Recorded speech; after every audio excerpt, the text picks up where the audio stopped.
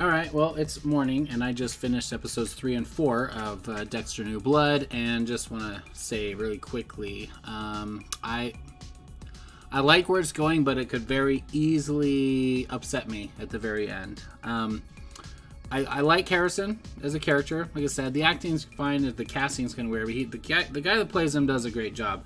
I really love, I think it was episode 4, where Dexter is watching him eat his little toast with egg on it, his little breakfast, and Dexter says, he even eats like me. he says it in his head.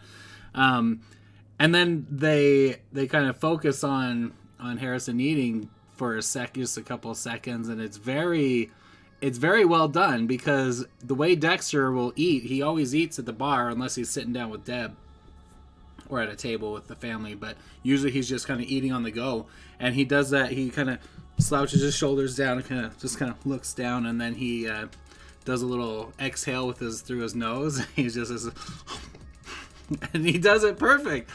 It's a really subtle thing, but like, it wasn't just a throwaway line. There's a lot of scenes in the original series where you can see Dexter eating just like that, where he breathes heavily through his nose, kind of in a slouch, with his head down, just kind of as he's just kind of hurrying to swallow. It's really good, really funny.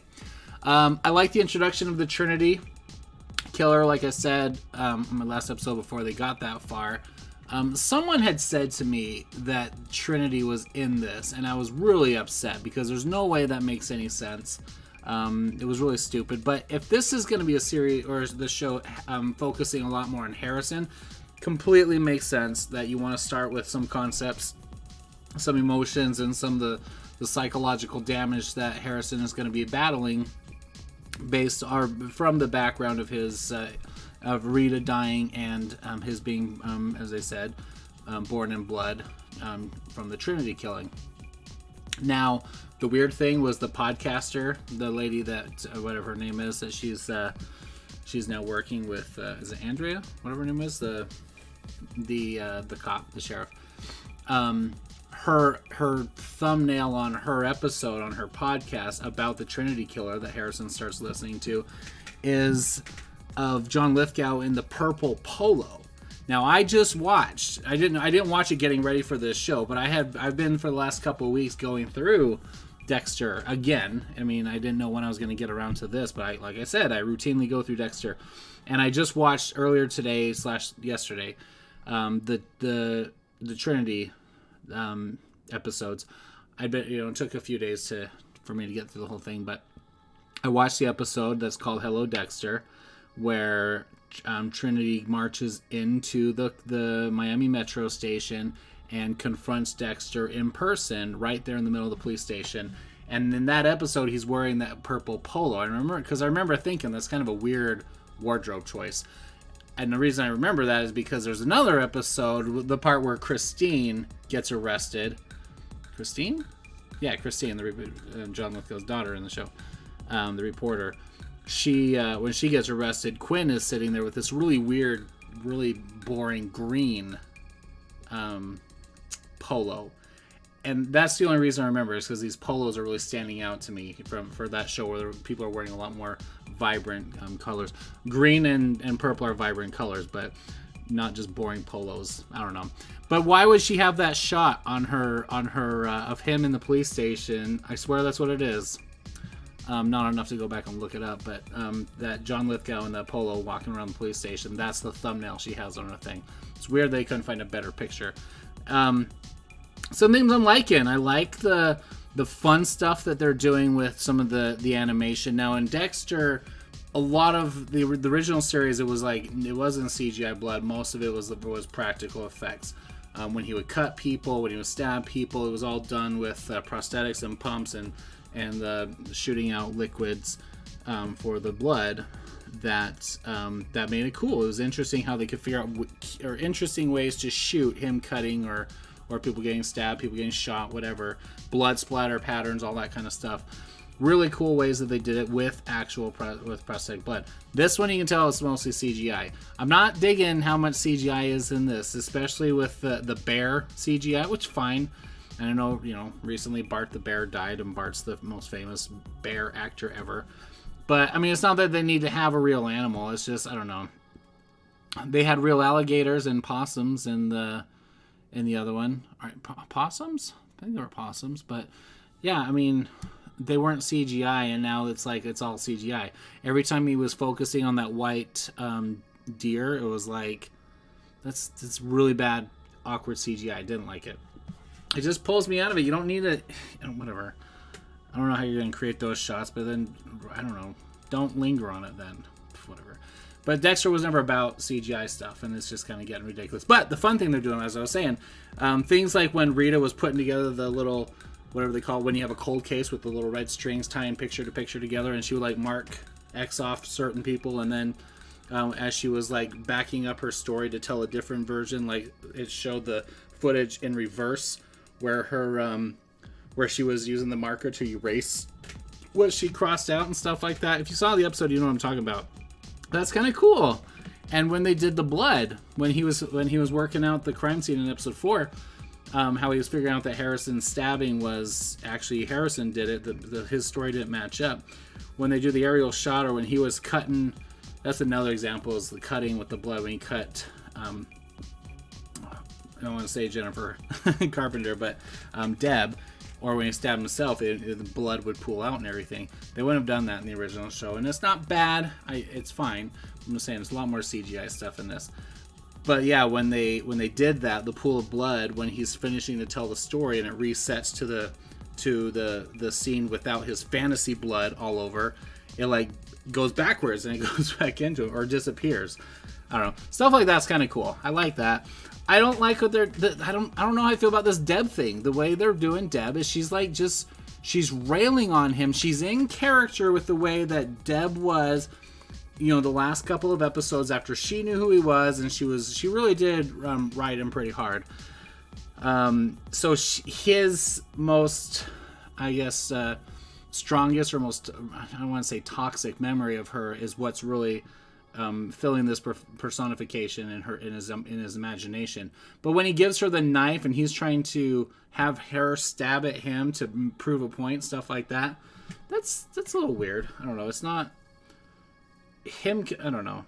Him convincing her is like trying to work something out in his mind, because she's his imagination. That's his consciousness trying to figure stuff, or subconscious figuring stuff out.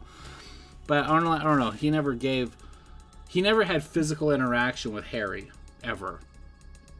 I can't think of a single scene where Harry was there talking. Harry was doing things, but never in something with him. When he gave Deb the knife, I was like, wait a minute, that's kind of weird. Anyway, I like where it's going, but here's the thing where I think it can twist is if it's going to focus on Harrison having this potential background or this darkness, and he just gave his speech with all the jocks and the people that were the victims on the list, the target list from Ethan. In the auditorium or in the middle of the gym, which is a really weird place to have that kind of an intimate conversation with the cop who's there to talk to these kids in a counseling kind of a conversation. To have that in a big open gym instead of like in a quiet room somewhere where it's private, weird. But he just gave it as you're either a hero or a monster, and it just determines or depends on which side is gonna come out and win and be the victor. That was Harrison's speech, implying that we're now seeing that Harrison does have a dark side, that he does have the lethal, the gene that can trigger his darkness that can make him a killer. But so far, he hasn't demonstrated this honor code. He doesn't have any kind of code or guidance from Dexter. So he just lashed out at Ethan to see what it felt like. That was Dexter's assumption. So what they're probably doing is Dexter's going to end up teaching him the code. He's going to figure out that he was the one that initiated the attack. He's going to call him out on it. He's going to compare his being born in blood with the ice truck killer with his brother, with Harrison being born in blood with the Trinity killing, how they both lost their mothers, and they both have this dark side, and they both need to learn how to control it. And he's going to teach his son, after all he's accomplished in the last 10 years, how to operate with the code and how to do good with it, and he's just going to turn into a new generation Dexter. Do I like that? I'm fine with that. If it turns into Dexter, actually, I don't know if I do like that, because a lot of the dialogue, especially in season 7 and 6, no, sorry, 5 and 6 were about his concerns about Harrison growing up, and Harrison and him keeping him from that life. I know things don't always go according to plan, so this series doing what it's doing. If Harrison is potentially going to embrace that dark side of him and have to learn to control it like Dexter, fine. But I think it undercuts a lot of what the efforts and the nobility of Dexter's parental instincts were, what his desires were, and what his intentions were through a lot of the storyline of his life at home with Harrison. He was a really good dad in the show, and it was and they established that, and with the babysitters and everything. He wasn't home, but when he was there with Harrison, he was very hands-on and very affectionate, very very genuine as a father, and it meant a lot to him to keep the kids instead of letting them go be with the grandparents or with Rita's parents with the other 2 kids. What's the point? I think Harrison having such a dark side of him that is going to clash either where if Dexter is going to have to destroy Harrison and have this be another tragedy, I'm going to be really pissed off at this show, because it's not necessary. It doesn't need to do that. Harrison was fine off on his own, and they just wrote this to make a new crime drama, bring back Dexter, and because he sells, he's an awesome character, and just to have more tragedy and have him die. Or if Harrison ends up killing Dexter. Either of those 2 things are really going to piss me off. Not because oh, don't kill Dexter. I'm fine if Dexter dies, but it needs to be done in a meaningful way. And to me, that's a dumb way to do it, because now Harrison is going to be the new Dexter. He's adopting the code. And if he ends up putting down Dexter, it doesn't make sense, because Dexter's he's never broke or made those kind of mistakes. He's never been uncontrollable. He's slipped up. He's killed people he wasn't supposed to. But that's not the character. Dexter always comes out on top and does the right thing. People around him have tragedies. But if they bring Harrison back into this story just to have us be like, ooh, is he gonna be a bad guy? Just to kill him? If Dexter has to put him down, I'm gonna be really annoyed, because they already did that several times in the show. And it's just like, any character you bring into the Dexter universe is gonna die. It feels like that's been the trend, but it's not really. There's plenty of people that Dexter had good relationships with that were fine. Julia Stiles' character was one. The other detective, the other cops, a lot of them had good things that happened to them. Maybe that's it. Off the top of my head. Anyway, I just hope they don't do that. If he's going to teach him the new code, then fine. Or teach him the code and just help him bridle those passions and get control of it, fine. Harrison can become a new mini Dexter, because that's what every show does now. That's fine. Passing the torch kind of a thing. But I want to see some drama in the meantime. It would be interesting. With just being between Harrison. Harrison got really defensive when Dexter didn't have his back, and that was foreshadowing of, or that was where payoff from the foreshadowing that happened earlier, where they assumed he cheated on the test.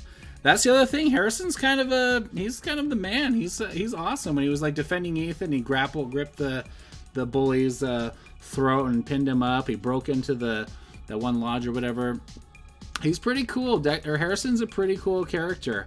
And he can defend himself. He can fight. He can wrestle. He has good ethics, referring to his saying like, I don't like those guys always being the ones on top, or whatever that line was when he defended Ethan, and explaining why. I like that. I like that his heart's in the right place. If he's just has this born in blood thing about him, and that's going to be the big drive to make him a bad guy or another tragedy in Dexter's life, screw that. But I like the idea and the bringing up the Trinity Killer, and it'll be interesting. I really hope they get to it. I hope there's a conversation with Dexter and Harrison where he has to address it and talk about the Trinity killing, because that was the best storyline. There was so much in the first show, or the first series, I think that was the best storyline. Not just because John Lithgow was the best villain that they had, but because there was so much of the emulation that Dexter was seeking for, and trying to learn how to have a good family and balance that with his dark side and everything, and the monster in him. He idolized the Trinity Killer, and the Trinity Killer was probably the most worthy adversary obviously, because he got around Dexter and killed his wife. That's a big deal to get that deep into Dexter's life and world to be able to kill off Rita. Even the ice truck killer trying to kill off Deb, he didn't even succeed. So anyway, those are my thoughts. I like where it's going for the story. I'm enjoying the writing.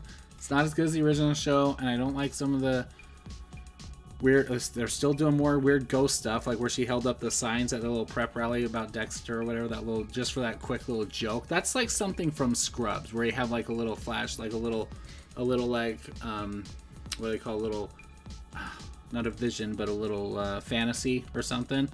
It's weird. Or she's like Beetlejuice or something, where she like did this multiplicity thing. Oh my goodness, how unprofessional in my amateur channel. But yeah, some like Beetlejuice, like she just turns into like a whole bunch of manifestations to like make a joke. I don't like that. Anyway, okay. Wait, sorry, it's taking so long again. That's my wild thoughts on episodes 3 and 4 of Dexter New Blood. I'm liking it. I have faith in it. Still getting there. Oh, I also love, really quick, I love how they found a way to get Dexter back into the blood splatter and forensic stuff. I knew it was going to happen even before the show started. I was like, they're gonna piece together and figure out a way for him to be this, in this laid back out whatever, this little town, that Dexter's gonna come out and be like, he's gonna be this expert that they don't have. I like the other blood splatter guy, the forensic guy that they got, that showed up, and Dexter was like, well, he's good. But I like that Dexter got in to do his own investigating himself. Awesome. Well written for them to figure out how to do that.